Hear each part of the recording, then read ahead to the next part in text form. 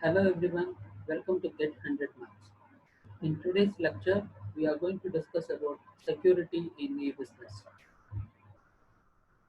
Let's understand what does security means. Security refers to the protection of computer-based resources, hardware, software, data, procedures and people against alteration, destruction or any unauthorized usage. Passwords alone are not adequate to protect an organization's information. Appropriate mechanisms should be used to assure the security of information with regards to its integrity, availability, and confidentiality. When it comes to e-commerce, we deal with a lot of data, we deal with a lot of transactions, we deal with customer database. So it is very important to secure those data which are available within the sites and while the transactions are happening, it is very much required to keep the confidentiality intact. Now let's understand security with respect to e-commerce. In e-commerce, security is the protection of e-commerce assets from unauthorized access, use, alteration, or destruction. It could be like hardware, software, any data communication technologies, or the data related to consumers, the transaction related information. Everything should be saved from unauthorized access, usage, alteration, and also from the destruction. Let's discuss about what are the different dimensions when it comes to e-commerce security. Integrity. You need to prevent the data against unauthorized data modification, non-repudiation, prevention against any one party from reneging on an agreement after the fact. It is to stick to the fact, stick to the transactions, their rules and regulations. Authenticity, authentication of a data source, who is entering, and are we providing any authentication procedures? So that should be taken care of. Confidentiality, protection against unauthorized data disclosure, whether the customer's data are saved properly or we uh, not disclosing it to anybody, all that should be taken care of. Privacy, yes, provision of data control and disclosure.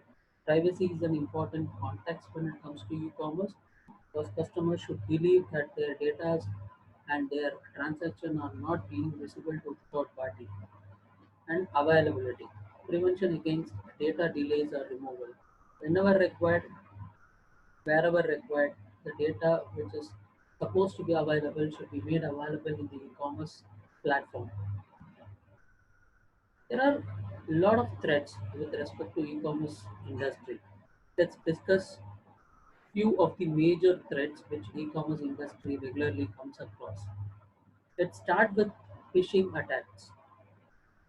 These attacks are any fraudulent attempts to obtain sensitive information such as usernames and passwords, credit card details, by disguising oneself as a trustworthy entity in an electronic communication. And credit card fraud. Credit card fraud is an inclusive term which is used for any types of frauds committed using a payment card such as credit card or debit card. Payment card industry data security standards PCI DSS is the data security standard created to help business processes card payments securely and to reduce card frauds. Cross-site scripting. In other words, in computer terms, it is called as XSS.